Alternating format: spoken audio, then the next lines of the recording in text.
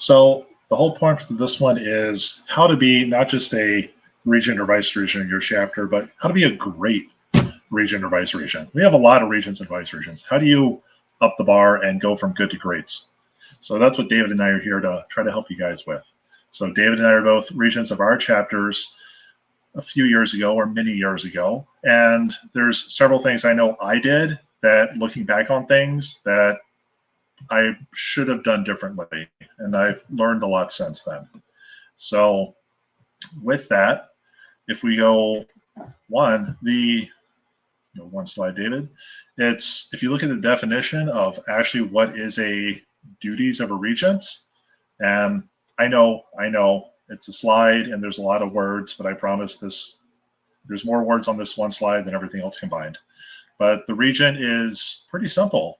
Preside at all meetings, all new members, appoint committees, witness all initiates, responsible for the chapter charter, ritual, chapter rule book, and basically everything flows through the regent. And then there's a note down there that the regent should have had some experience before. So if you look at the policies and procedures manual, you have 5 lines of text right there. But when you look into it, there's a whole lot more that goes into this, right? It's not just this little bit of text here and there. And if you look further at the section right below this one, it talks about the vice regent duties. And it's way shorter than the regent. It's basically just says, help the regent and step in when the regent's missing. That's super helpful, right? So what does this actually mean? So to start off and to be a great regent, first you have to know what does good look like. So we have the policy and procedures manual, the constitution, the ritual, CMT. All of this is documentation that provides the baseline of what should be happening at your chapter level. And I'll note the PPM is policy and procedures manual. I'll refer to it as the PPM. It's over 50 pages long. I'm not expecting you to memorize all this and know it heart by heart, along with the ritual and constitution, but you need to know generally what's in there, and you need to be able to reference to those documents when questions and issues come up to help preside and comply with the laws of the fraternity, laws and customs. But these are just kind of a starting point. And I know you guys don't want me to sit here and David to sit here and just regurgitate verbiage from other PDF documents we already have. So at the end of the day, the chapter regent is ultimately responsible for whatever happens in your chapter, whether good or bad. So my personal philosophy is that if something good happens, you should give credit to others for their hard work. Congratulate the professional development chair for a wonderful event. Speak up and recognize the rush chair for having 50 rushees this semester. Likewise, if something bad happens, I try to fall on the sword as regent because I should have helped educate, mentor, and just make those other individuals more successful. So that's my personal take on it. You feel free to manage as you see fit. But typically, if anything good happens, I try to give credit to the other individuals that made that success. If something bad happens, that's my fault for not mentoring, educating, and making sure it was a success. And part of that is then talking to the individual aside and say, hey, why wasn't this event successful? What can we do better next time?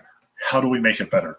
Not yelling at them in front of the chapter room. No one wants to get yelled at, especially in front of all your friends. So build people up. It's a lot of the soft skills and not just the words on the page say the regent presides at all meetings, ... There's a lot more that goes into it. One of the other things here is, as a regent or vice regent, you're also responsible to ensure the scribe, treasurer, and other officers all do their jobs too. So you should be a peer check for them and don't just assume something was done. So in my line of work, it's called trust but verify. I'm trusting the treasurer paid the bills, but it's my duty to verify that it was done correctly. David, you have anything to add there? Stu, I think you covered it well. Again, a quick introduction for me. I'm David Parker, the Grand Vice Regent, and I come from the Atlanta Gamma chapter And so I'm excited to be here. As Stu mentioned, a previous regent and vice as well in my chapter days. I think the one thing also is you're not alone. You have a lot of great resources here for you from your chapter advisor or your chapter advisory team if you have one, your faculty advisor, your regional director, and your other officers. So as we talk a little bit later about vice regent and how that applies, works with the regent, it's important to know yes, you are kind of the voice in leadership and, the guiding force for your chapter. Collectively, the vice and the regent are both important in helping guide and share and help your chapter go through the journey of the great things you want to do for that semester or that year. Thanks, David. So what else? One more policy type thing. I know a lot of people, you've heard risk management, health and safety over and over again. As chapter regent and chapter vice regent, there's a link down here at the bottom. You actually need to read this entire policy. I know the text is small, but it's only a page or two, even though it's small font. But you need to read this information and know what are the expectations. What should you be holding your other members to? Most of the risk management and health and safety incidents that we're seeing at the national level that are getting brought up to the universities, and chapters getting in trouble for hazing, alcohol, mental health issues, and such. Most of those are because the students don't understand what they should be doing to start with. If they had been reading that risk management policy and actually abiding by a lot of those topics, 95% of our risk management issues wouldn't have happened, or they would have been mitigated in advance or have been less severe. So you can't enforce a policy if you don't know the rules or understand them. As the chapter regent, you can't always be the happy party fun guy. So you have to make the right decision, even if it's the tough decision. And that's really hard to do. So once again, you have to make the right decision, even if it's the tough decision, or especially when it's the tough decision. So once again, you can't enforce the policy if you don't know the rules or you don't understand the rules. It's also difficult to follow a policy if you're not aware of it. So please review some of these documents. I know it's a lot of homework on top of everything else, but you owe it to yourself and to the chapter to keep everyone out of trouble. It's a lot easier to prevent some of these issues than it is to deal with it after the fact. Absolutely, Stu. And one thing to add to that as well, just don't do crimes.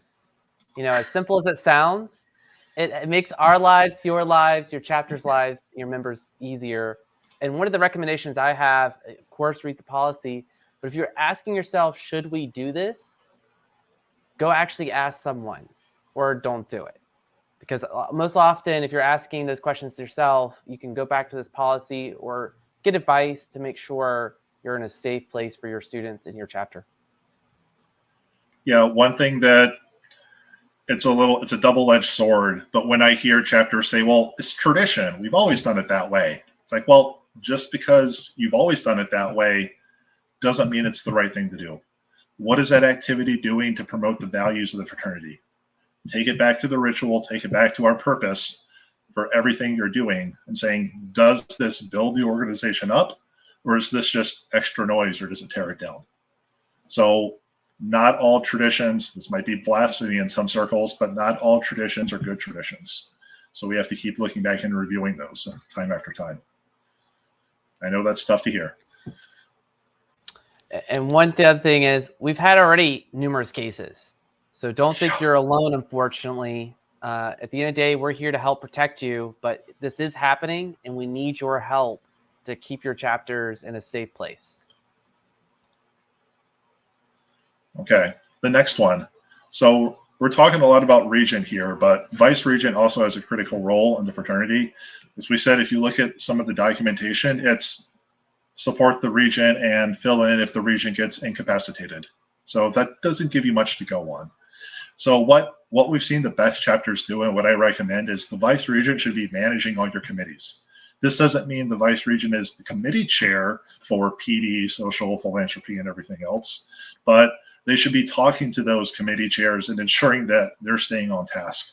They're doing the things they need to be doing, and then helping them unclutter the mess, working through the issues, helping them going from that brain fog of, I got a million great ideas. Okay, how do we get from idea to implementation?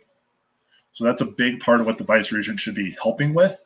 And that also frees up the regent to deal with some of the other big topics and issues that need to happen. One of the other things, and I do this with David all the time, and then I did it when I was Grand Vice Regent with former Grand Regent or past Grand Regent Jamie Van, was we have conversations all the time to give honest feedback. What's the positive and negative of various decisions that we're looking at? And this doesn't need to be done. Some of it can be done in public, but sometimes we just have one-on-one calls to say, hey, David, I'm thinking about this. What are your thoughts? Play devil's advocate. Let me know, am I out to lunch? Is this a stupid thing? Just be honest with me. And hopefully you have a regent and vice regent that can have that open dialogue. That's what you want. If you just have a yes man that's going to go, yep, you're doing a great job, no matter what you do, keep running off the cliff, that's not going to help you, and that's not going to help the chapter. So support each other. Give that honest feedback. Be that harsh critic sometimes when you have to be. Sometimes you need the harsh truth just to kind of shock you and get you out of, oh yeah, that really was a bad decision. We really shouldn't do that. So that can work wonders. So the vice regent's job can vary wildly between different chapters. There's some chapters that I'm not going to go into the details, but some have them do anything you could think of. There's all sorts of different options. But once again, align with your regent on priorities. Work to each of your strong suits. So divide and conquer. Maybe the regent's better at a few things and the vice regent's better at others. You can play to those strengths. Take lead and mentor all and facilitate all the committees. Help ensuring they're doing the right things and they're moving the fraternity forward as it should be. So, and then, as I said, play devil's advocate as well. So, David, what else did I miss? What about your job did I not cover? Well, you could talk about the millions of things that we do at the national level, but I think we're talking here chapter. Correct. And it is kind of each one's different. So find the right rhythm between you and your leadership. One of the things I would recommend also is divide and conquer. Sometimes it's helpful for either the regent to take half of your officers and the vice regent to take the other half, and together you can actually get a chance to really hear the voice of your leadership teams and make sure that they're supporting them, but at the same time also holding them accountable. Because as Stu mentioned, the regent ultimately, but the vice regent's there as well to help ensure that your chapter is getting the things done and adding value to your students, making sure that their experiences are worthwhile and positive and safe. So just because you don't have as much constitutional language doesn't mean that you don't have opportunity to make a big impact for your chapter. And I did recommend, if there's anything unique that your chapter does, I know we have a lot of great chapter representation here, throw it in chat. Let's have some conversation around it. Yeah, we didn't say it earlier, but if you guys have any questions, comments, if something we're saying doesn't make sense, please throw it in chat and we'll answer those questions. We're keeping an eye on that. And there will also be a Q&A at the end as well for any other topics that come up. Okay, so what's one of the biggest things you can do for success of your chapter? And that's being consistent. That's doing what you say and saying what you do. That's, what are your goals? What are chapter regents, chapter vice regents? What are your goals for the chapter for this semester? What about this year? Have you come up with those? If you don't have a plan, you're planning to fail. Likewise, once you have those, or you think you know what those are, do those goals actually align with the rest of your student members, with the chapter goals? So are you doing a lock-in or some bonding activity at the beginning of the semester or the beginning of the school year to get alignment on, these are the things we want to do? We want to have 3 PD events. We're looking for 10 potential new members this semester. Like, what are those specific items that you're judging success on? If you don't know what these are, then it's hard to say, were we successful? Maybe, maybe not. So, and all this falls back to something that engineers are great at, or maybe not so much, is just trying to communicate clearly.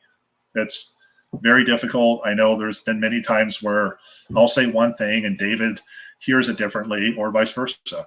So trying to understand and get those nuances and differences of what people are saying. One of the best leadership and communication goals I heard was a lot of times people are waiting for their turn to speak. So they're not really listening to the other person. They're just, I'm waiting for my chance to jump in and get my nugget or my speech in.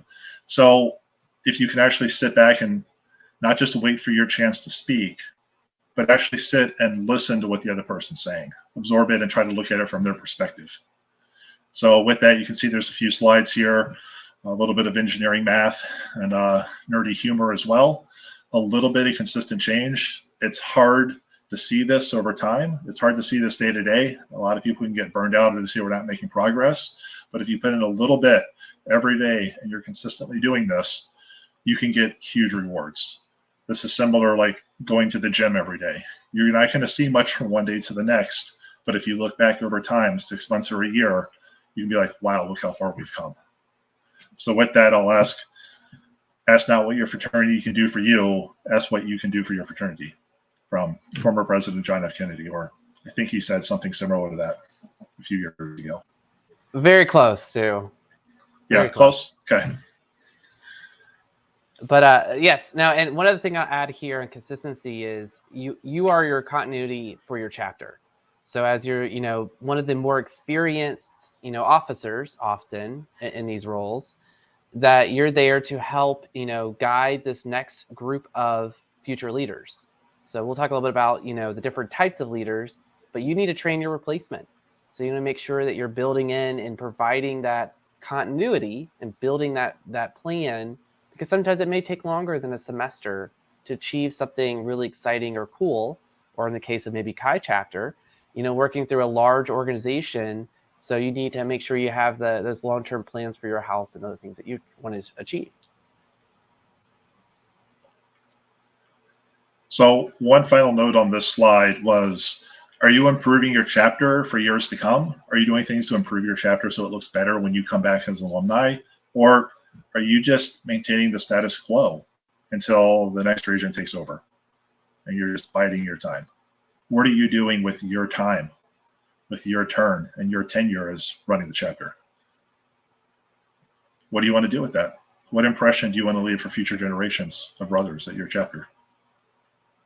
So, and we're here to help.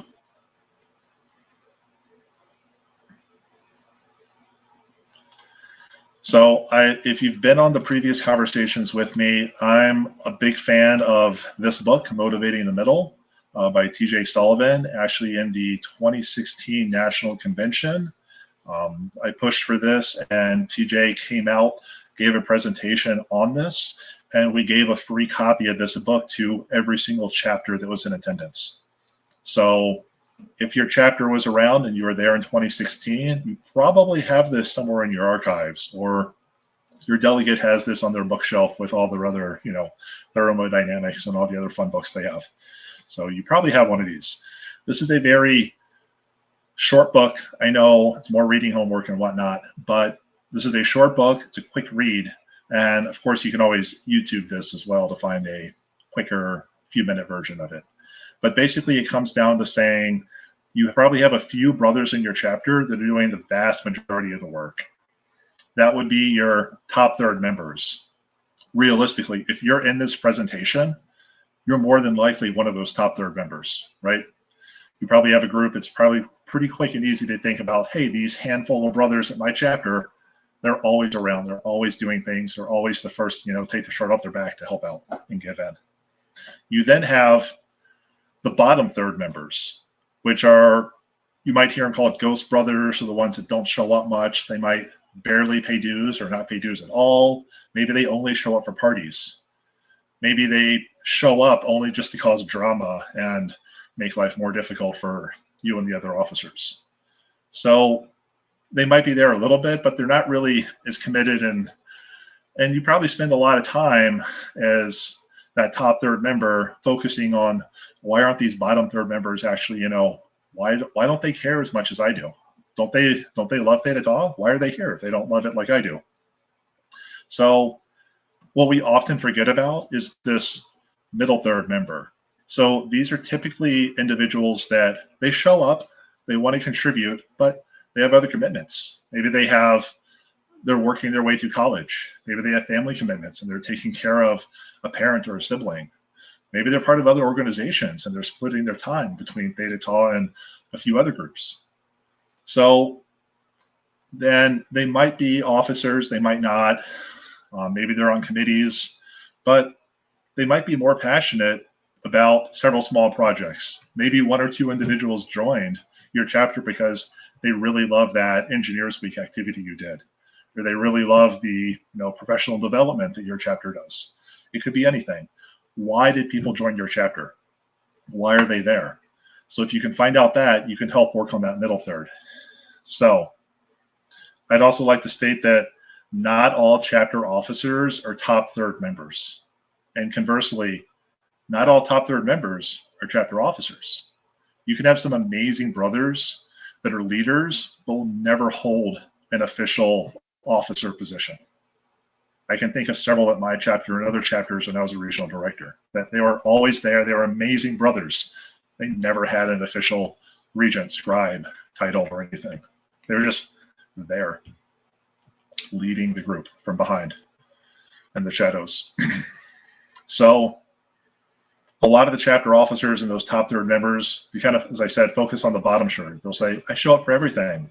Why can't these other guys just do something? Just do one thing. Come on. But as I said, you're ignoring the middle third. So what you should do is create new norms. Create 3 to 5 very, very stupidly simple requirements for all members of your chapter. This should be things like pay your dues, attend 1 chapter meeting a semester.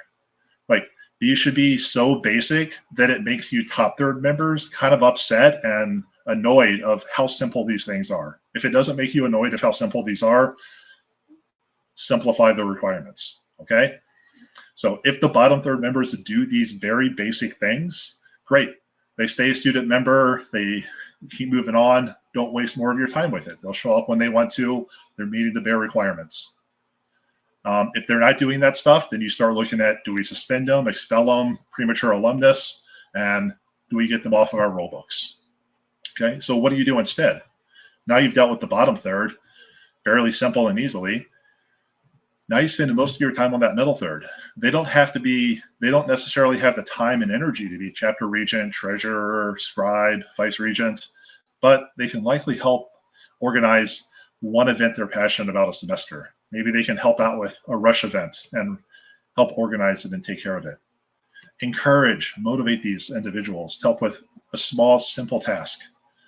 It doesn't have to be a huge event, just something to help the chapter that they're passionate about. And that's the key. It needs to be something they're passionate about. So if each one of these middle third members of your chapter does one thing to help the group, how much better will your chapter be? With the average chapter size around 50 members, if 20 of your middle third members did one extra activity, how much more successful would your chapter be? In addition, how much would that reduce burnout from your top third members? The chapter regent and everyone else that's, bending over backwards and my grades are suffering because I'm working on rush events till 2 in the morning or whatever might happen at your chapter. So can you reduce some of that burnout as well and get more people involved? So it's a great book. It's very simple. You can YouTube it, and it's a great strategy to try to simplify things of stop focusing on some of the negative aspects and work on that middle third that can take your chapter from good to great. That's what we're seeing the best chapters in the country do. The only thing I would add is also this applies to your alumni. So when you look at your engaging with your alumni base, you can also try and take the same approach of sometimes just asking for that one simple thing. Can you help pay for someone to go to Leadership Academy? Can you help someone, go to regionals? Can you, very specific asks to that middle third of your alumni or even your top third can go a long way in helping get that productivity and the resources you need to succeed.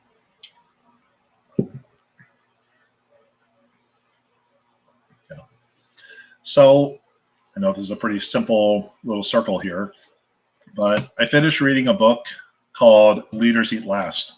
And one of the quotes from that book was, "Only when we feel we are in a circle of safety will we pull together as a unified team, better able to survive and thrive regardless of the conditions outside."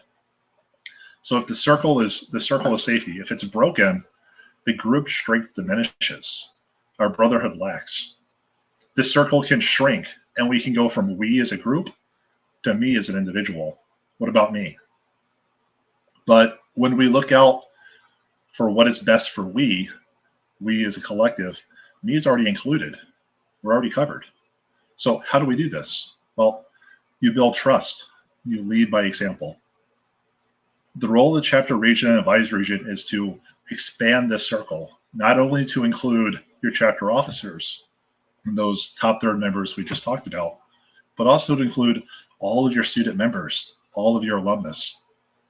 This is what David and I are trying to work on at the national level. How do we move this as a national circle of safety where I can include this to not only all the national officers, but all of the chapters and all of the brothers and all the 30,000 alumni are in this one giant circle of safety, and we're one giant union. That's what we're working on. This involves trust, time, and a lot of communication so we can talk brother to brother as equals. It's very difficult to do, but it's a critical task for brotherhood and moving our organization forward.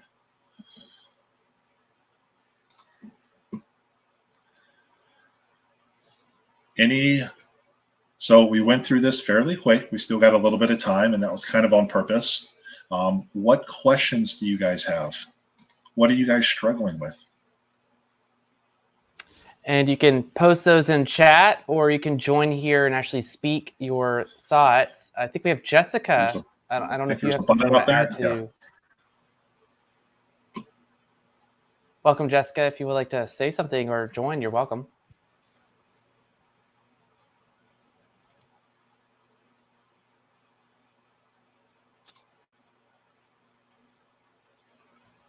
You're muted if you're trying to talk. We have the chat as well, so you're welcome to join there. Again, this is a great opportunity for you to take advantage of some of our most experienced officers, including yourselves.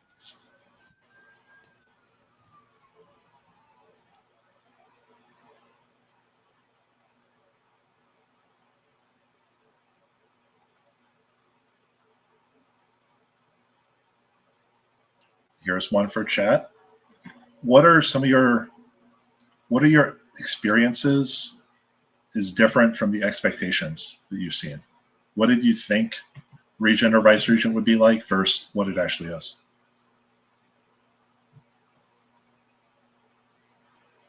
Don't everyone jump up at once.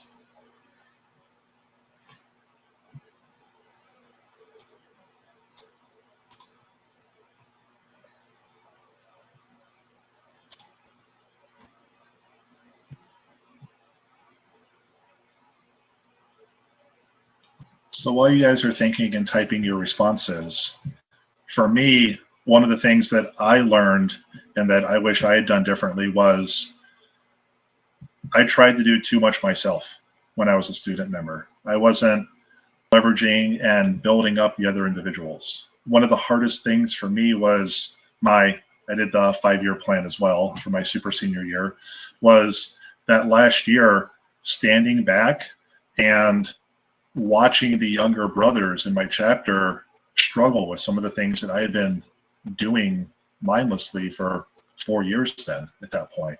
It just become ingrained in my culture of, we do this, you do it by doing ABC. Watching them struggle a little bit and learn how to do the task.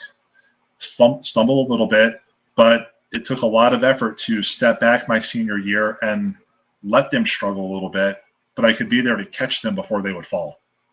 Because once I graduate, I'm gone. They're on their own. It's that next group's generation.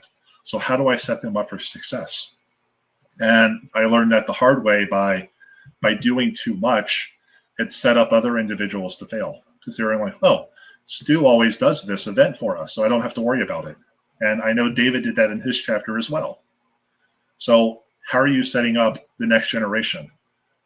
How are you educating those individuals to be successful? How are you training your replacement?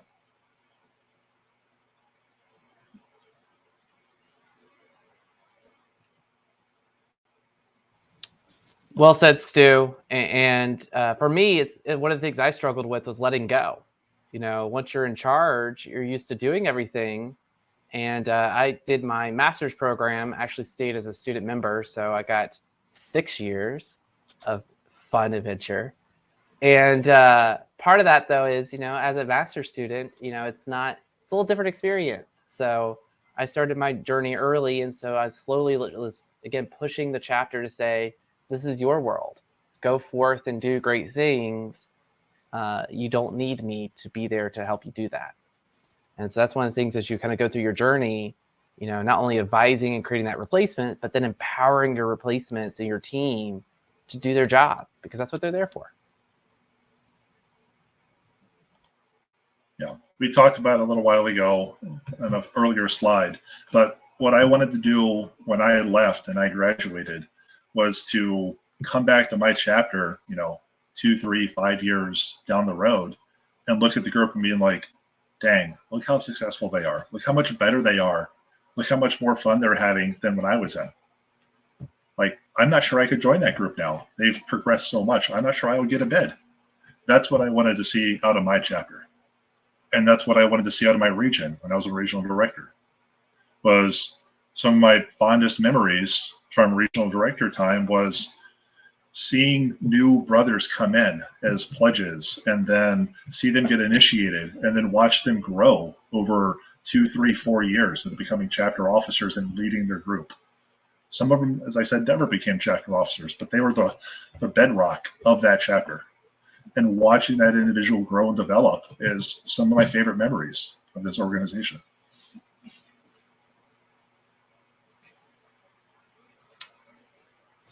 Welcome, Kevin. Any thoughts from your perspective?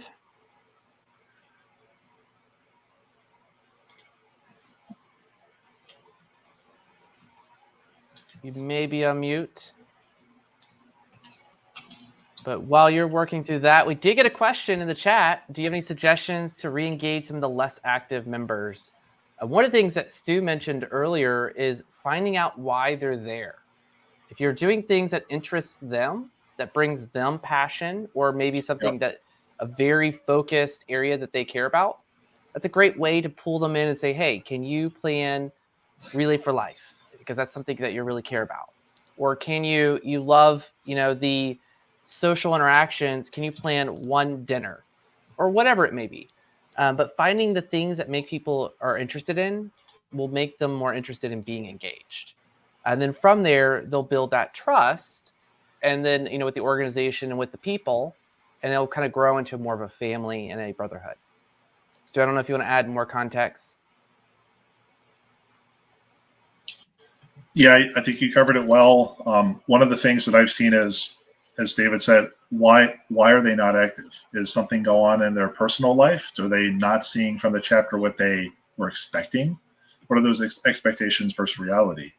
And this doesn't necessarily need to be, and you actually shouldn't send like 10 chapter members to go talk to this person to be like, why aren't you more involved? That's not going to help. That's going to put them off. It should be, hey, who is someone that's a good friends with them? Maybe their big brother or someone that they have a good bond with. Maybe it's the chapter regent. Maybe it's not. Maybe it's another random member that you can talk to and be like, hey, John Doe, can you go talk to this individual and find out why they're not engaged? Like, I'll come with and help, and we can work through this and then go from there. Have a little private session. You don't need to do this in front of a chapter meeting and don't call people out and try to be sarcastic and funny of like, oh, Ransom, you showed up at this meeting. Glad you're here for once. Like, don't call people out like that. But afterwards, you could thank everyone for being there and be like, hey, Ransom, would you mind hanging out for a minute? I want to chat with you about something. And then you can kind of go off to the side and have that more personal, private conversation. So as soon as you call people out and put them in a corner, or they start backing off, or you're calling them out in a room, they're going to be on the defensive, and it's a lot harder to bridge those gaps. But yeah, the big thing, maybe they just need some time away for a semester. Something's happening and they need to disengage and they want to come back. And then maybe they see the chapter has moved on and they're not sure, well, do they even miss me? Do they want me to come back? So with the pandemic and everything that's been going on, the last 2 years have been incredibly crazy and incredibly difficult. It's hard to imagine what some of you guys are going through at the for college level. Some of you have never had I'd say a normal college experience from pre-2019. So there's a lot of self-doubt. There's a lot of mental issues, mental health, and just self-doubt going on as well. So reach out to people. Let them know you care.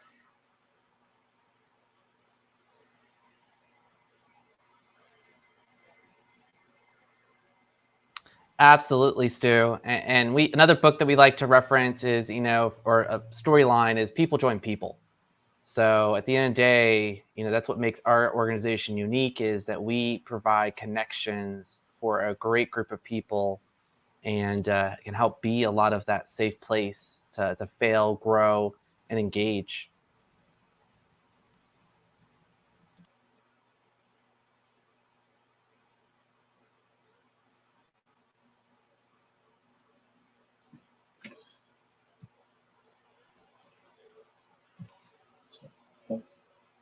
All right, we have a similar concern. You're aspiring Vice Regent. Exciting. Love the passion. Yeah, attendance is tricky. So another thing to give on the attendance side is looking into mixing events. So sometimes Brotherhood gets a lot more attendance and you don't get as a strong turnout from your service or PD. So looking at combining those activities, doing a service event, then right after it, going to get lunch or dinner, or doing a video game event, or whatever, again, sparks interest for your members. Pairing those together can really make a powerful way to engage not only your own chapter, but if you're doing something for the university, that you could do very well.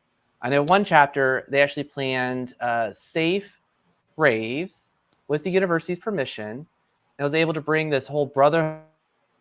To get into the event, they had to go through a safety course of being at events to help to provide some level of professional growth and safety as part of the social event of a rave. So again, getting creative and mixing and matching these different things helps spice things up from your standard resume workshop or LinkedIn review. And also gamifying is another creative popular things that we're seeing a lot popular in organizations, is making it an event. So that way people can find those Easter eggs in your various activities that you're doing. Yeah. The only thing I would add is look at the different type of attendance policies. They can tend to work very well, but it's kind of mixed fold. What matters to people. Yeah. One of the only things I would add is take a step back and look to say, what does the chapter actually want to do? Does the chapter want to be doing PD events? Or is that not really their focus? Maybe they're more on philanthropy or fundraising or a different topic. So I've seen multiple chapters where you have a incredibly passionate person in one area, but that's not really the interest of the rest of the organization. So it's kind of hard to pull them sometimes in to be like, you have one super motivated person and they're going, we're going this way, I'm leading this, we're going to do the thing. And they look back and no one's there. So you have to kind of get a feel for the room as well of what does everyone else want to do. Now, if people are wanting to do these things, you listed PD and philanthropy in here, or service events. What are you guys doing to make people aware of these?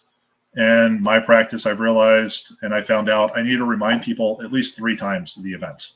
If you're going to be doing something, I should remind them a week before or was it like a month before the event? Hey guys, next month, remember we got the Habitat for Humanity event.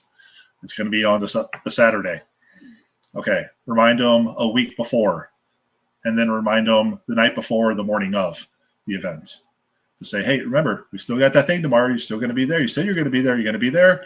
And like, it can get a little overwhelming at times too, but don't be texting them a million times of, you still coming, you're still coming. But, remind people. Sometimes people get busy and They forget. So I found it's best to remind people 3 times of something coming up.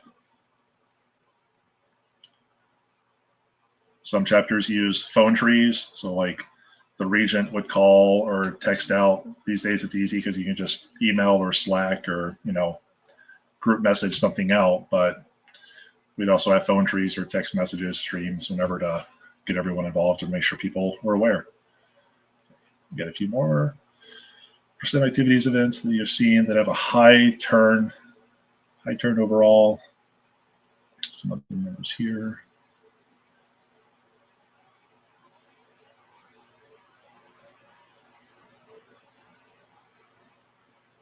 So I would look at that for, once again, try different things. Why are you getting the same 10 people, or maybe it's 50 people at meal? Why are you getting the same group that keeps showing up every single time? Is it just the people that live in the house there are always showing up? Or are you getting others as well? What do they want to do? Why are the other people not showing up? Sometimes in groups like that, you'll get, you can almost get cliques forming as well, where, these groups want to hang out together. That group wants to hang out together. So I've seen some chapters where they've mixed it up, and they did. I won't mention one of the chapters, but they had a what was it, fun committee, and they basically set up like, hey, we're going to have 5 different social events. We're going to do, movie night at John's house. We're going to do video game night at, Joe's house. We're going to do,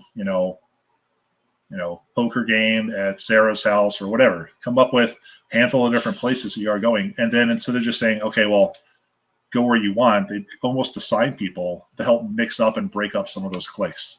So you're not going to be going with your same core group of friends and brothers. We're all brothers, but let's be honest, sometimes you're closer with some brothers than you are others, right? So they would break that up and force people to interact with people they don't normally hang out with in a social event. It's not one-on-one, so you still have a group of like 10 people or so, but that would help intermix the groups and break up some of those items and get a little bit more turnover. So then people would want to show up to different events because, hey, now I know this person. I didn't know them well before. Let's go hang out. That might be one of the problem.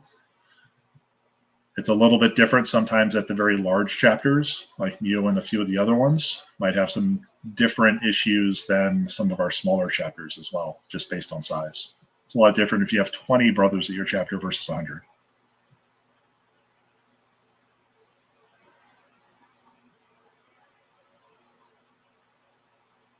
Okay, trying to read the next one here. It's about risk management.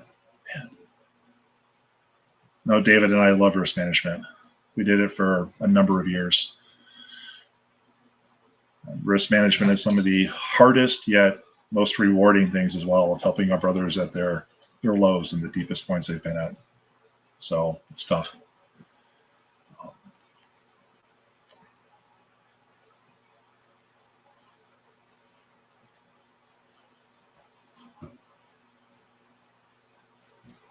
So Kevin, that's a good question. That's a tough one too. Sorry, just trying to read through it and process it. That's a lot of it's trying to look back and say, okay, like, I know, guys, I know this might sound stupid, but we can't do it for the following reasons, and try to explain some of that logic. Also be like, well, we're not saying, no, you can't do it. How do we make some things you shouldn't do? Other things, how can we make them more safe? Are we thinking about what are contingency plans? If something bad happens, what are we going to do? If this event turns south, how are we going to respond to that? So one of the things like I deal with in my full-time job, I work for a nuclear power plant and I'm part of the emergency response. So I'm trained and qualified to deal with a nuclear disaster in my neighborhood, in my backyard.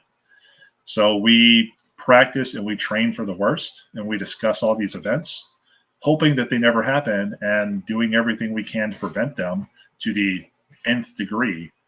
But we still practice and we brainstorm and we discuss and we say, what if this happened? What if this weird combination of events happened and the bad result happened and we got to the bad ending. What do we do? So doing some of that, some chapters have done skits and they've broken it out and said, okay, let's have you guys, we're going to skit out these different risk management incidents. And it's always fun to see David play the whatever incident you have in the scenario. David could be the overly drunk brother that needs to be talked down from doing something stupid. And how do you role play that scenario? Maybe we want to go, there could be any number of things that could come up. I don't want to go into nuances and details, but Stu, one thing I would add though is if you're doing skits, do not do anything negative, as in using slurs. Correct. Using, make fun of minority groups. These are truly skits about, safety and how do you protect, and work through these scenarios you may be in. Because unfortunately, full transparency, we've had one of our chapters do skits. It did not go well. And so they try to say it was a training exercise. The national media did not see it as a training exercise. And it did not end well for the students and the chapter. But ultimately, It goes back to, think about what externally people may see. Because sometimes something as simple you think is okay in your chapter from a risk management perspective, someone else may not think it is either. And they will report it. And then your chapter is in the hot seat with the university, potentially with us, but we're here more to help make sure you're safe. But ultimately, at the end of the day, you want to make sure that you still have a chapter. So that's some of the reasons why we have to make the hard decisions to work through, and explaining the why. I don't know if you said that earlier, Stu, I might have missed it, but explain why we do things so that people have the context of, hey, this could cost us $30,000, or this, something as simple as this could, lead to expulsion of 15 of our members. You never know what sometimes these scenarios get out of hand, and all of a sudden you're dealing with some of the harder, even more difficult conversations and questions. So a perfect example of what David was saying was one of our chapters, they were doing just a normal, it's in the fall, they're doing a cookout with the grill, cooking burgers, hot dogs, and, they have letters on, and they say, hey, David, could you go get me some extra hot dogs from the cooler? Or go down to, the grocery store at the corner of the 7-Eleven and pick up another bag of ice for us so we can, keep going. And random third-party person walking down the street, not associated with the fraternity at all, sees that, and me wearing letters just told that guy over there, David, go do something. He's not wearing letters. So now I'm potentially hazing a pledge. David might be a brother. Maybe he's a rushie or a potential new member. But to that third person, to that outside party, it looks like it gives that impression that now I'm hazing an individual. And we've had to work through that multiple times in different scenarios. So it might be perfectly fine and all with the up and up, but how can that look from an outside party? And the number one class you need to protect is your potential new members or pledges.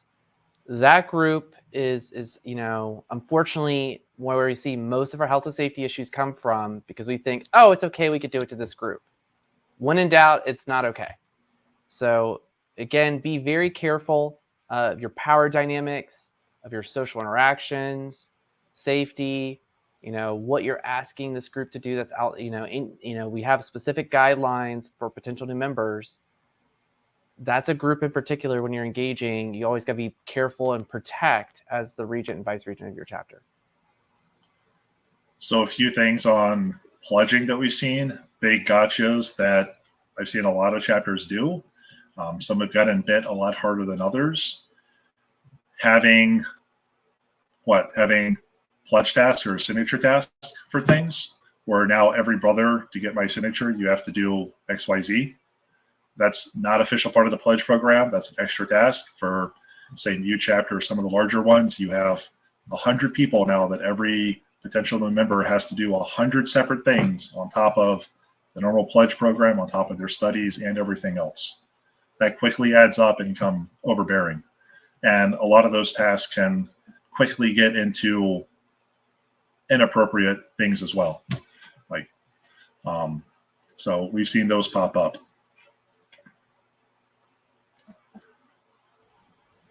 Great questions.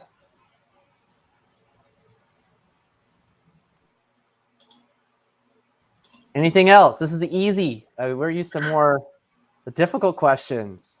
Yeah. Why do we exist?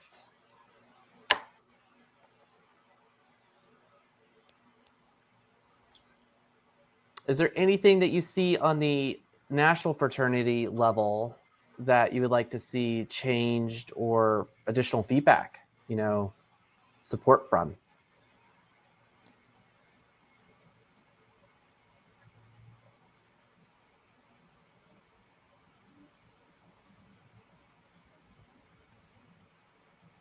Well, that's a great question, Chris. So do you want to take it, Stu, first, or I can? You can go for it. All right, I'll go first. No, that's a great question. So part of it is, again, empowerment.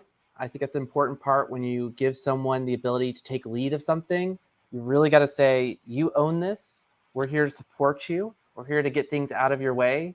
But you, at the end of the day, have a little bit of ownership for this task, this event, this activity, making sure that they understand what it is.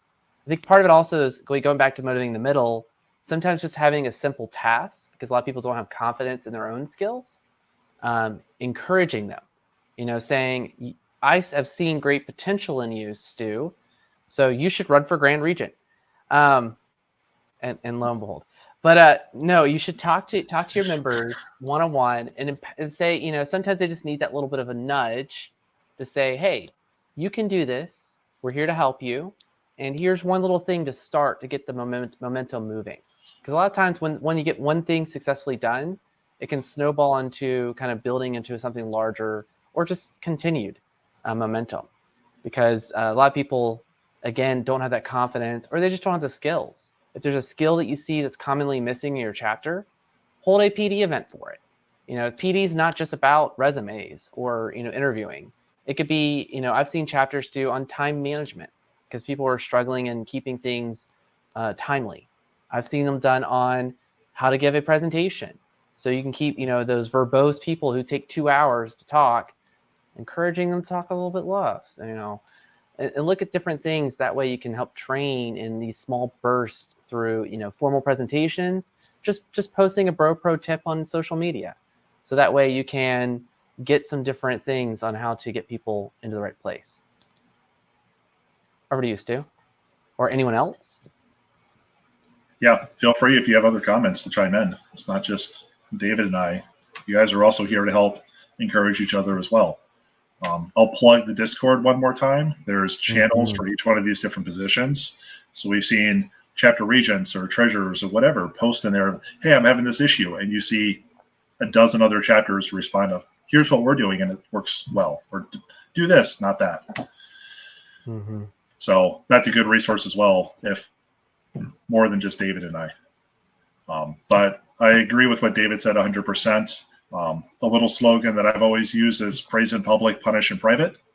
So if someone does something well, I'm gonna bring it up in the chapter meeting and be like, David, you did a great job with that PD event. Thank you so much. It would have been successful. If maybe it didn't turn out so well, and then it's going to be, I'm not going to yell at David in front of the chapter meeting. That's just going to discourage him from wanting to do more of. I tried to do this thing. I poured my heart into it. It didn't work, and Stu yelled at me. Like, that's just going to drive him away. So instead, I'd pull him to the side, be like, David, well, we all know that didn't go very well, but that's behind us. What can we do to move forward? What would we do differently next time? How do we build upon what we've learned here? And that's where you can help. Once again, it comes back to people join people. How do we band together and encourage and motivate those individuals to want to step up and want to do these things? Stu said a very good point, is sometimes you may not have that trust level with this individual, but their big brother may, or a friend group of theirs. So sometimes I've leveraged the technique of, you may go and talk to a close person to them and say, hey, can you give them some motivation or give them some encouragement or accountability? Say, hey, can you ask about this? So it's not just me always asking. but it's spreading the work and getting everyone involved so that you can support and getting the outcomes you're looking for. And that speaks a little bit to the next question here as well. Promoting good things versus the good risk management. Sometimes it's having those people share of, hey, I felt comfortable in this scenario, so sometimes I don't feel. Unfortunately, people have life experiences, and so sharing those, this is a place that helps me work through X, or my peers have been there supportive for me through this journey, can go a powerful way in sharing the positive things that we can do as an organization. The other big things that's positive is having a safe, fun, eventful event, the same, a fun event can be really exciting, rewarding, and make, sometimes you can overcome what you think is not possible. Especially sometimes when the university's, not a big fan, if you work with them, you can do really cool, amazing things safely and have a great time. So that's some of the powerful things you can do to help turn a negative potential situation into a more positive. Yeah, we're going to have to move to our next breakout session, so I'll just have a few quick remarks on this one, Kevin. But this falls back to the old mindset of you have the carrot and stick mentality, where I can either beat people into submission or I can bribe them into doing what I want them to do. You can see this with I'm going to, you're going to get chapter fines. You're going to get fined if you don't pay your dues on time or if you don't show up to this event, versus I'm going to give you a discount if you show up to these events. At the end of the day, the amounts are the same. It's just, is it a penalty or a reward? So that works well. Some chapters use the punishment approach. Some chapters use the reward approach, with fines versus discounts on dues for this example. The other one that it gets more into touchy-feely, but you can kind of avoid that, and you actually exceed to this circle of safety when you avoid the carrot and stick completely, and people are doing things because they're passionate and they have the feels, and that's what they're caring about. That's a lot harder to do, but that's where we're trying to go as well, is to talk about the feels, which I know is kind of tough for a lot of engineers, just a lot of people in general. So carrot and stick are your standard options. Don't use too much one or the other. People get immune to it and they get neutralized to it, or it doesn't start affecting them once you do too much of one or the other. And once again, talk to them and find out what works well. Sometimes you can reward with ice cream, or hey, we're going to give pizza to the people that do this. Or if you come up with a good idea to help eliminate a risk item, you're going to get $5 off your dues. Like, what promotions or things can you do? You're going to get first dibs at game night. What does your chapter care about? Or pick a thing from a hat, and that's the prize you get. So lots of different things you can do there. So if you have more comments and questions, feel free to message David and I, Slack, Discord, email, carrier pigeon if you still got one of those, and we'll get back to you as quick as we can and help out with these. Also reach out to your regional directors. We have gone over our time a little bit, and I want you guys to have an opportunity to go one of the other wonderful sessions as well. So we're going to repeat this session for those that are here, but I'd encourage you guys to split if you have multiple brothers from your chapter here to attend a few of the other sessions as well. So with that, I'll close this one. Thanks, everyone. I appreciate all the questions, and have fun at your next session. Thank you all for joining. It's been a pleasure. Thanks, everyone. Great questions. Thank you all.